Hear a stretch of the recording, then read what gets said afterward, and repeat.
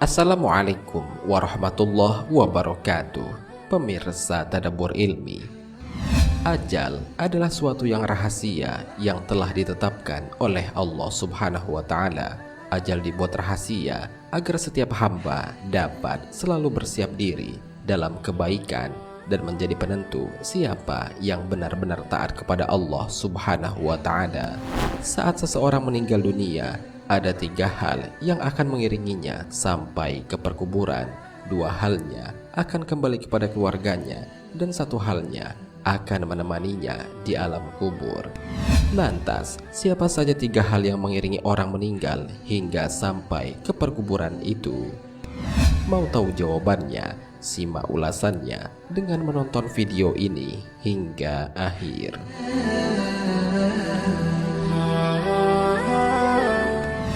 Sebelum lanjut, bagi kalian yang belum subscribe, silahkan untuk menekan tombol subscribe terlebih dahulu.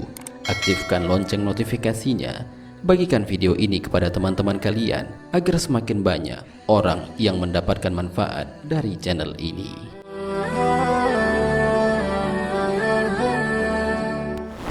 Pemirsa Tadabbur Ilmi, jenazah merupakan jasad orang yang telah meninggal dan dicabut rohnya oleh malaikat Israel, sang pencabut nyawa. Semasa hidupnya, ada di antara mereka yang selalu beribadah kepada Allah, ada yang jarang bahkan sama sekali tidak melakukannya, dan ada pula yang malah banyak melakukan perbuatan maksiat. Saat seseorang meninggal, ada 3 hal yang akan mengikuti jenazah sampai ke kuburnya. Hal ini sebagaimana dijelaskan dalam sebuah hadis. Yang mengikuti mayat sampai ke kubur ada 3. 2 akan kembali dan 1 tetap bersamanya di kubur. Yang mengikutinya adalah keluarga, harta dan amalnya. Yang kembali adalah keluarga dan hartanya, sedangkan yang tetap bersamanya di kubur adalah amalnya. Hadis riwayat Bukhari dan Muslim.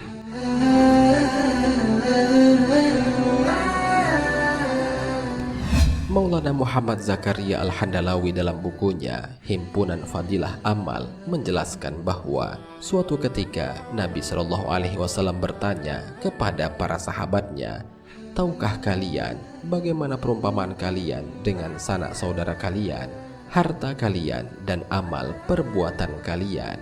Kemudian Nabi Shallallahu Alaihi Wasallam bersabda, "Perumpamaannya bagaikan seorang yang memiliki 3 saudara. Menjelang kematiannya, ia memanggil saudara-saudaranya dan berkata, 'Saudara-saudaraku, kalian telah mengetahui bagaimana keadaanku ini, maka bantuan apakah yang dapat kalian berikan kepadaku?'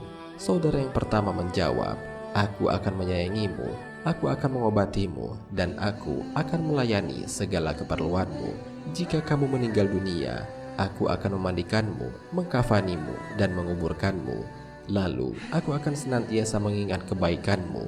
Rasulullah Shallallahu Alaihi Wasallam bersabda, saudara seperti ini adalah sanak saudara dan keluarganya.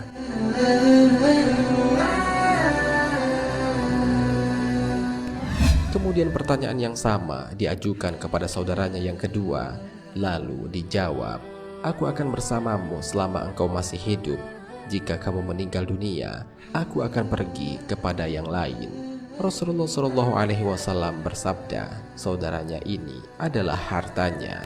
Kemudian ia memanggil saudaranya yang ketiga dan menanyakan hal yang serupa.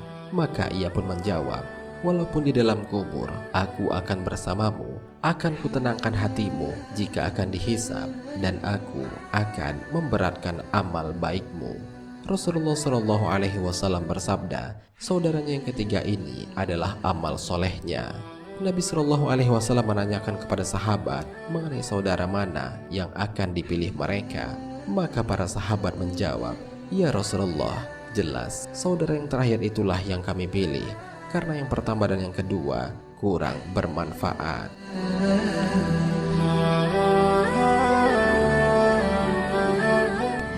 Amal baik atau buruk seseorang akan tersimpan di dalam kubur bagaikan tersimpan di dalam kotak. Banyak hadis yang menjelaskan bahwa amal baik akan datang berupa seseorang yang tampan. Ia akan menjadi sahabat dan menghibur si mayit. Sebaliknya, Amal buruk akan datang berupa sesuatu yang buruk rupa, busuk, dan hanya akan lebih menyengsarakan mayit. Selain itu, amal soleh manusia selama di dunia akan menjadi pembela ketika mereka di alam kubur. Hal ini sebagaimana dijelaskan dalam sebuah hadis. Kemudian didatangkan malaikat dari arah kepalanya untuk menyiksa, maka sholat berkata, "Tidak ada jalan dari arahku untukmu." Kemudian dihadapkan malaikat ke arah kanannya untuk menyiksa, maka zakat berkata, "Tidak ada jalan dari arahku untukmu." Kemudian didatangkan malaikat dari arah kirinya untuk menyiksa, maka puasa berkata, "Tidak ada jalan dari arahku untukmu." Kemudian didatangkan malaikat dari arah kakinya untuk menyiksa, maka amal soleh, segala sunnah, dan segala perbuatan ma'ruf berkata, "Tidak ada jalan dari arahku untukmu." Hadis riwayat Imam Ahmad.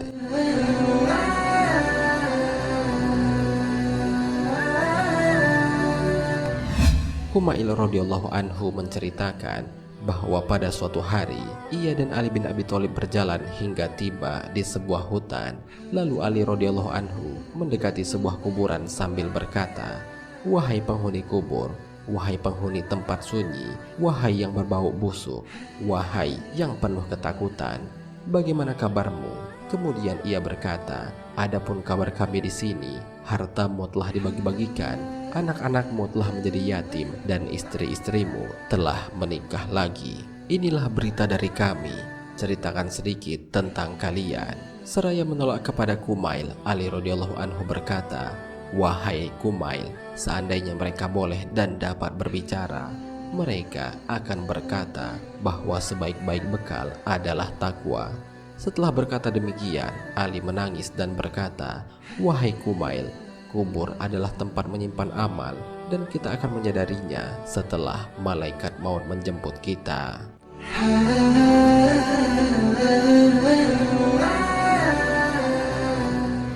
Pemirsa Tadabbur Ilmi, demikianlah penjelasan mengenai 3 hal yang akan mengiringi manusia sampai ke dalam kubur. Sungguh harta dan keluarga adalah merupakan perhiasan dunia, sedangkan amal ibadah merupakan bekal yang sebaik-baiknya guna menyelamatkan kita di alam kubur hingga alam akhirat. Allah Subhanahu wa Ta'ala berfirman dalam Al-Quran, "Harta dan anak-anak adalah perhiasan kehidupan dunia, tetapi amal kebajikan yang terus-menerus adalah lebih baik pahalanya di sisi Tuhanmu, serta lebih baik untuk menjadi harapan." Al-Quran Surat Al-Qaf ayat 46. Sesungguhnya hartamu dan anak-anakmu hanyalah cobaan bagimu, dan di sisi Allah pahala yang besar. Al-Quran Surat At-Taghabun ayat 15. Wallahu a'lam bishawab. Jika terdapat kesalahan dalam penyampaian ini, admin mohon maaf, dan itu merupakan kesalahan dari admin sendiri. Jika ada benarnya, itu adalah dari Allah Subhanahu wa Ta'ala. Semoga bermanfaat. Wassalamualaikum warahmatullahi wabarakatuh.